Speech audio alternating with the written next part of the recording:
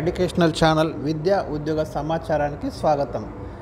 General knowledge, general studies, general awareness పేరు ఏదైనప్పటికీ కూడా ప్రతి కాంపిటేటివ్ ఎగ్జామ్లో మీ విజయాన్ని నిర్దేశించడంలో చాలా క్రూషియల్ రోల్ ఉంది ఈ సబ్జెక్ట్కి. మరి చాలామంది ఈ సబ్జెక్ట్లో తక్కువ మార్కులు సంపాదించడం అనేది జరుగుతుంది. కాబట్టి అలాంటి వారి కోసం అయితే ఈ సిరీస్ని స్టార్ట్ చేయడం జరిగింది. వరుసగా daily 10 important questions, previous questions, concept based ఓరియంటేషన్తో మీకైతే ఎక్స్ప్లెయిన్ చేయబడుతుంది. ఛానల్ని సబ్స్క్రైబ్ చేయండి. ఈరోజు మనము 29th డే మరికొన్ని ఇంపార్టెంట్ క్వశ్చన్స్ ఇక్కడ డిస్కస్ చేద్దాం. క్వశ్చన్ నెంబర్ 1, భారతదేశం ఎన్ని దేశాలతో భూ సరిహద్దును కలిగి ఉంది? చాలాసార్లు ఈ ఏరియా మీద ప్రశ్న వస్తుందండి. ఈ క్రింది వానిలో భారతదేశంతో సరిహద్దును పంచుకోని దేశమని, పంచుకుంటున్న దేశాలని, ఏ దేశంతో భారతదేశానికి సుదీర్ఘ భూ సరిహద్దు ఉంది అని, తక్కువ భూ సరిహద్దు ఉంది అని, ఇలాంటి రకరకాల ప్రశ్నలైతే మనం ఇక్కడ గమనించవచ్చు. ఇండియా తన పొరుగు దేశాలతోటి 7 దేశాలతోటి భూ సరిహద్దునైతే పంచుకుంటుంది. మీరు గమనించండి, ఆ 7 దేశాల పేర్లు నేను ఇక్కడ మీకు ఇచ్చాను. పాకిస్తాన్తో మనము 3323 కిలోమీటర్ల సరిహద్దును కలిగి ఉన్నాము.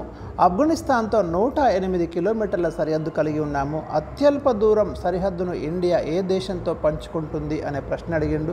108 కిలోమీటర్లు ఆఫ్ఘనిస్తాన్, ఇది గుర్తుంచుకోండి, ఇది ఇంపార్టెంట్ ఇక్కడ. అదేవిధంగా పాకిస్తాన్తో మనకు నిత్యం మరి ఒక యుద్ధ వాతావరణమే ఉంటుంది కాబట్టి ఇది కూడా అడగడానికి అవకాశం ఉంది.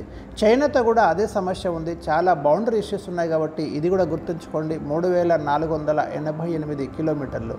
ఇక నేపాల్తో మనం 1751 కిలోమీటర్ల సరిహద్దు కలిగి ఉన్నాం. భూటాన్ తోటి 699 కిలోమీటర్లు ఉంది. మయన్మార్ తోటి 1643 కిలోమీటర్లు కలిగి ఉన్నాం. బంగ్లాదేశ్తో అత్యధిక దూరం సరిహద్దును ఇండియా కలిగి ఉంది. ఇది గుర్తుంచుకోండి, చాలా చాలా ఇంపార్టెంట్. 4096 కిలోమీటర్ల దూరం సరిహద్దును మనం బంగ్లాతో కలిగి ఉన్నాం. ఇది క్వశ్చన్ నెంబర్ 1. క్వశ్చన్ నెంబర్ 2, ఇటీవల అండమాన్ నికోబార్ దీవుల రాజధాని పోర్ట్ బ్లెయిర్ పేరును ఎలా మార్చారు? వెరీ వెరీ ఇంపార్టెంట్ అండి. ప్రశ్న డెఫినెట్గా అడుగుతాడు. ఇలాంటి లేటెస్ట్గా ఏవైనా సిటీస్ నేమ్స్ మార్చినప్పుడు, ప్రాంతాల పేర్లు మార్చినప్పుడు ఖచ్చితంగా ప్రశ్నలు ఉంటాయి. శ్రీ విజయపురం అనే ఒక చారిత్రక పేరుతోటి మనం ఇప్పుడు పిలుస్తున్నాం పోర్ట్ బ్లెయిర్ని. అండమాన్ నికోబార్ దీవులు మన ఇండియాకి తూర్పు వైపున బంగాళాఖాతంలో ఉన్నటువంటి ఐలాండ్స్ ఇవి. మరి ఈ ఐలాండ్స్లో మీకు చిట్ట చివరి గ్రేట్ ఇందిరా పాయింట్, దక్షిణ కొనలో చిట్ట చివరి పాయింట్ ఇందిరా పాయింట్ అండి ఇండియాకు. అది ఎక్కడుంది అంటే మనకు గ్రేట్ నికోబార్ దీవులలో ఉంది. లాస్ట్ పాయింట్ అన్నట్టు ఇండియాకు ఇందిరా పాయింట్ అనేది సౌత్లో లాస్ట్ పాయింట్, గుర్తుంచుకోండి. గ్రేట్ నికోబార్ దీవులలో ఉంది. పోర్ట్ బ్లెయిర్లో మీకు సెల్యులార్ జైలు ఉంది. జాతీయోద్యమంలో పాల్గొన్నటువంటి కొంతమంది స్వతంత్ర సమరయోధులను బ్రిటిష్ వారు నిర్బంధించడానికి అక్కడ ఒక భయంకరమైన జైలు నిర్మించారు. అది సెల్యులార్ జైలు అంటాము. అది అక్కడే ఉంది పోర్ట్ బ్లెయిర్లో. అండమాన్ నికోబార్ దీవులకు రాజధాని కూడా పోర్ట్ బ్లెయిరే. దాని పేరైతే శ్రీ విజయపురంగా మార్చడం అనేది జరిగింది. క్వశ్చన్ నెంబర్ 3, భారతదేశ ప్రాదేశిక జలాలు టెరిటోరియల్ వాటర్ పొడవు ఎన్ని నాటికల్ మైళ్ళు ఉంటుంది అనే ప్రశ్న ఉంది. వెరీ ఇంపార్టెంట్ అండి. మన ప్రాదేశిక జలాలు వచ్చేసి మనకి 12 నాటికల్ మైళ్ళ వరకు మనకు పూర్తి సార్వభౌమాధికారం ఉంటుంది ఈ సముద్ర జలాల మీద. వెరీ ఇంపార్టెంట్, చాలా చాలా ఇంపార్టెంట్. ఏ దేశానికైనా అంతర్జాతీయ సముద్ర నియమాల ప్రకారము ఆ దేశం యొక్క పక్కన ఉన్నటువంటి సముద్ర జలాల మీద 12 nautical miles, 1 nautical mile is equal to 1.852 kilometres అండి. ఇది కూడా ప్రశ్న అడిగిండు. మనకైతే 12 నాటికల్ మైళ్ళ వరకు పూర్తి సార్వభౌమాధికారం ఉంటుంది. వీటినే మనం టెరిటోరియల్ వాటర్స్ అంటాము. మరి ఇది చాలా ఇంపార్టెంట్ ప్రశ్ననే. అదేవిధంగా మీరు గమనించండి, 200 కిలోమీటర్ల వరకు ఎక్స్క్లూజివ్ ఎకనామిక్ జోన్ అంటాము. అంటే 200 కిలోమీటర్స్ కాదు, 200 నాటికల్ మైల్స్ వరకు సముద్రాల మీద దూరాన్ని కొలవడానికి నాటికల్ మైల్ అనేదే వాడుతాము. ఇది చాలా ముఖ్యమైన పాయింట్. కిలోమీటర్స్ అనకూడదు ఇక్కడ. 1 nautical mile is equal to 1.852 kilometres. ఇక ఎక్స్క్లూజివ్ ఎకనామిక్ జోన్ అంటున్నాను. ఆ సముద్రాల మీద 200 నాటికల్ మైల్స్ వరకు విశిష్ట ఆర్థిక మండలి అంటాము. 12 నాటికల్ మైల్స్ వరకేమో టెరిటోరియల్ వాటర్, పూర్తి సార్వభౌమాధికారం ఉంటుంది మనకి. ఇక క్వశ్చన్ నెంబర్ 4, భారతదేశంలో ఏ రాష్ట్రము అతి ఎక్కువ దూరం సముద్ర తీరరేఖను కలిగి ఉంది అనే ప్రశ్న అడిగాను.